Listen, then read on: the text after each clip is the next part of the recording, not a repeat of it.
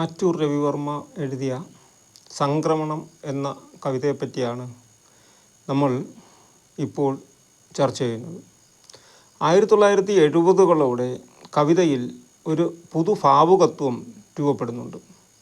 ഈ മാറുന്ന കാലാവസ്ഥയ്ക്ക് അനുസൃതമായി രൂപപ്പെട്ട കവിതയാണ് സംക്രമണം. അതായത് പരമ്പരാഗതമായി നിലനിന്നിരുന്ന വ്യവസ്ഥകൾക്ക് എതിരെയുള്ള ഒരു തുറന്ന യുദ്ധപ്രഖ്യാപനമാണ് അക്കാലത്തെ കവിതകൾ. കവിതയുടെ നിയതമായ ചട്ടക്കൂടുകളെ ഭേദിക്കുന്നതാണ് ആറ്റൂരിൻ്റെ കവിതകൾ. അതാണ് ആറ്റൂർ കവിതകളുടെ പ്രത്യേകത. മലയാള കവിതാ രംഗത്ത് ഒറ്റയാൾ നടത്തമാണ് ആറ്റൂര് ഇഷ്ടപ്പെട്ടത്. അപ്പം നാട്ടിൽ പാർക്കാത്ത ഇന്ത്യക്കാരൻ, അർക്കം, സ്വകാര്യം, പിതൃഗമനം, സംക്രമണം ഒക്കെ ഇദ്ദേഹത്തിൻ്റെ പ്രസിദ്ധ രചനകളാണ്.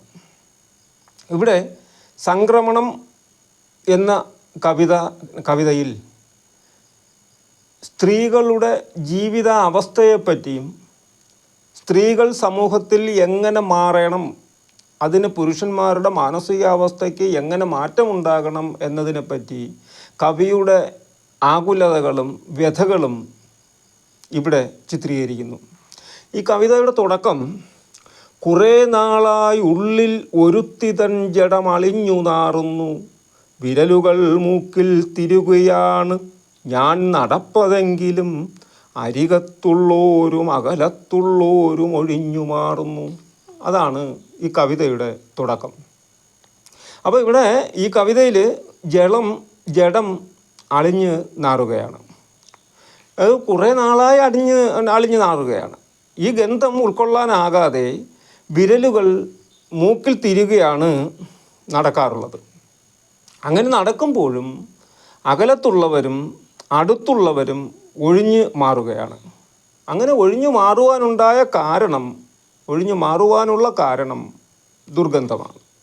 അളിഞ്ഞു നാറുന്ന ശവം ദുർഗന്ധം വമിപ്പിക്കുക എന്നത് സ്വാഭാവികമാണ്. എന്നാൽ ഇവിടെ അത് സ്ത്രീയുടെ ജീവിത അവസ്ഥയോടാണ് കവി താരതമ്യം ചെയ്യുന്നത്. അപ്പം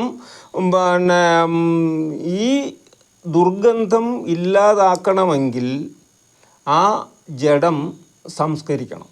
ആ ജഡം സംസ്കരിക്കണം എന്ന് പറഞ്ഞാൽ സ്ത്രീകളുടെ ഇന്നത്തെ ജീവിത അവസ്ഥയ്ക്ക് മാറ്റം ഉണ്ടാകണം എന്നാണ് കവി ഇവിടെ വ്യക്തമാക്കുന്നത്. അപ്പം അങ്ങനെ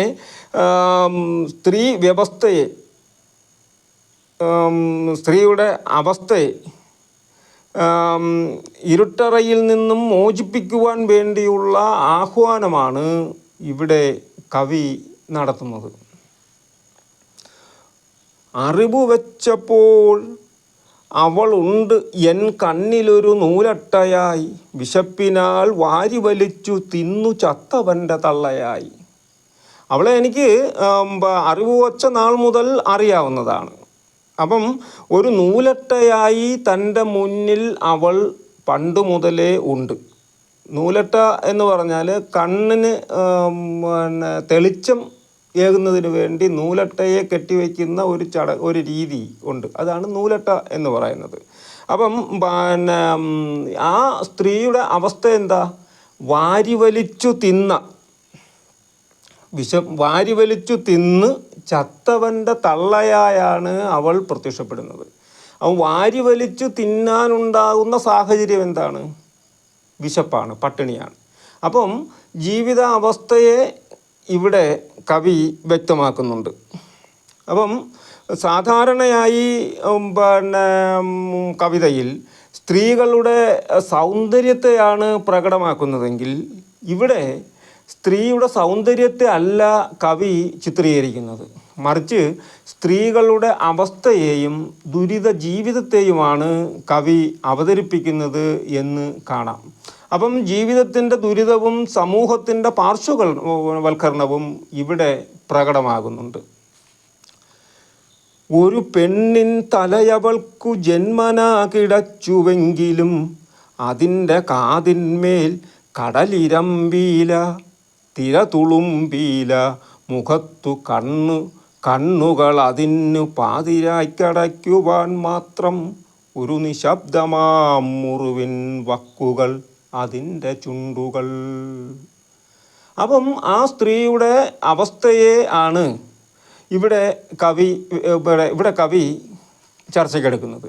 അപ്പം സ്ത്രീ ജീവിതത്തിൻ്റെ യാഥാർത്ഥ്യത്തെ വ്യക്തമാക്കുന്നത് സ്ത്രീ അവസ്ഥയെ വ്യക്തമാക്കിക്കൊണ്ടാണ്. അതായത് ദാരിദ്ര്യ ജീവിതത്തിൻ്റെ പ്രതീകമായ ഒരു സ്ത്രീയുടെ ജീവിതാവസ്ഥയെയാണ് കവി ഇവിടെ വ്യക്തമാക്കുന്നത്. ആ പെണ്ണിൻ്റെ അവൾക്ക് സാധാരണ സ്ത്രീയെ അവതരിപ്പിക്കുമ്പോൾ ആ സ്ത്രീയുടെ സൗന്ദര്യത്തെ അവതരിപ്പിക്കുന്നുവെങ്കിൽ ഇവിടെ ആ സ്ത്രീക്ക് കാതിൽ കമ്മലുകളോ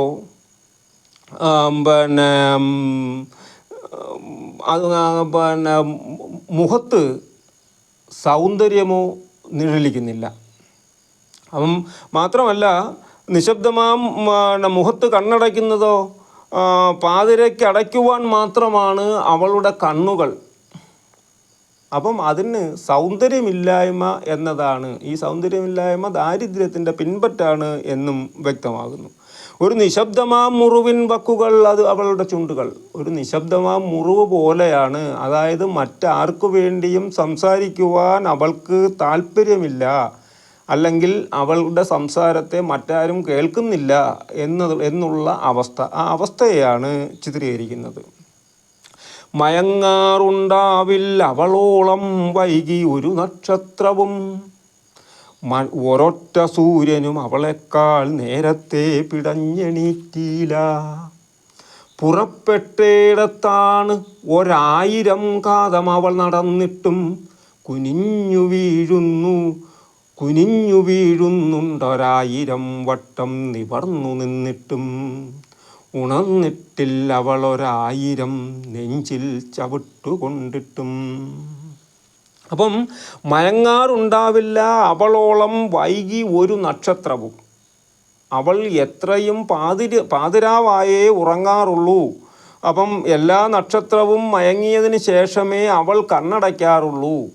അതുപോലെ തന്നെ അവൾ ഉണരുന്നതോ ആരെക്കാൾ നേരത്തെ അവൾ ഉണരുകയും ചെയ്യുന്നു. ഒരൊറ്റ സൂര്യനും അവളെക്കാൾ നേരത്തെ പിടഞ്ഞെണീക്കുന്നില്ല എന്ന് പറഞ്ഞാൽ സൂര്യോദയത്തിന് മുന്നേ തന്നെ അവൾ ഉണരുകയും ചെയ്യുന്നു. എന്നാൽ അങ്ങനെ താമസിച്ച് കിടക്കുകയും ഏറ്റവും അതിരാവിലെ സൂര്യൻ ഉദിക്കുന്നതിന് മുമ്പേ തന്നെ ഉണർന്ന് എഴുന്നേൽക്കുകയും ചെയ്യുമ്പോഴും പുറപ്പെട്ടയിടത്തു തന്നെയാണ് അവളുടെ നിൽപ്പ്. അവളുടെ ജീവിതത്തിൽ ഒരു മുന്നോട്ടുള്ള പോക്ക് ഇല്ല, ഒരു ഗതിയില്ല എന്നതാണ് വ്യക്തം. അതുമാത്രമല്ല അവൾ 1000 കാതം നടന്നിട്ടും അവൾ ജീവിത യാഥാർത്ഥ്യത്തെ ഇത്രയും വർഷമായി അഭിമുഖീകരിച്ചിട്ടും അവൾ പുറപ്പെട്ടയിടത്ത് തന്നെയാണ്. അവൾക്കൊരു ജീവിതഗതിയില്ല എന്ന് കവി വ്യക്തമാക്കുന്നു. മാത്രമല്ല കുനിഞ്ഞു വീഴുന്നുണ്ട് 1000 വട്ടം നിവർന്നു നിന്നിട്ടും. അപ്പം നിവർന്നു നിൽക്കുവാൻ തന്നെ, ഒറ്റയ്ക്ക് നിൽക്കുവാൻ തന്നെ ത്രാണിയില്ലായ്മയെ ഇവിടെ വ്യക്തമാക്കുന്നു.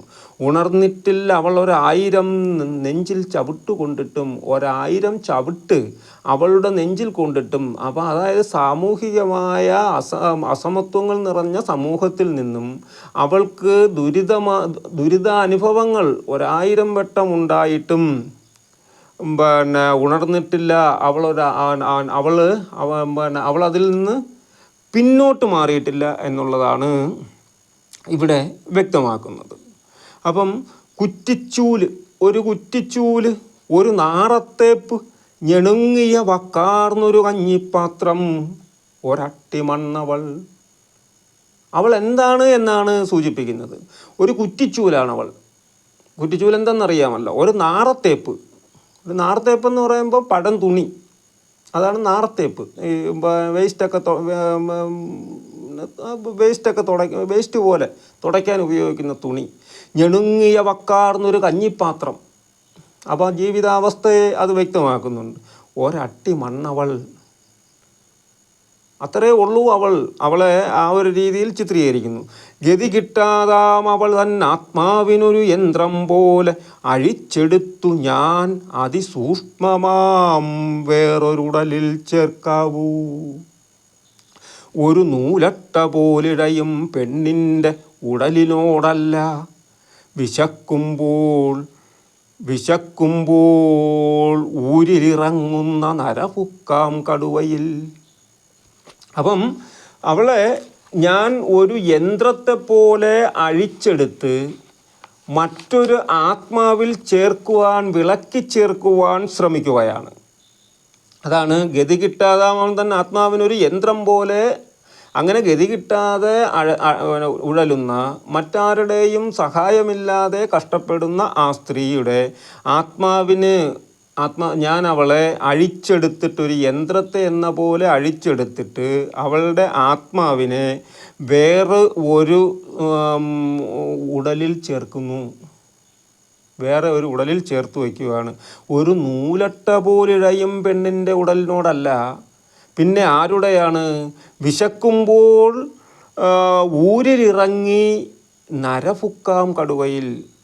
വിശക്കുമ്പോൾ ഊരിലിറങ്ങി മനുഷ്യനെ തിന്നുന്ന കടുവയിലേക്ക് ഞാൻ അവളെ ആവാഹിക്കുന്നു, അവളുടെ ആത്മാവിനെ പ്രതിഷ്ഠിക്കുന്നു. ഇപ്പം നരപുക്കാം കടുവയിൽ പ്രതിഷ്ഠിച്ചു കഴിഞ്ഞാൽ അവൾ സമൂഹത്തിൽ ചലനങ്ങൾ ഉണ്ടാക്കും. അവളുടെ ഗർജനത്തെ, അവളുടെ വാക്കുകളെ അംഗീകരിക്കും, അല്ലെങ്കിൽ ഭയപ്പെടും.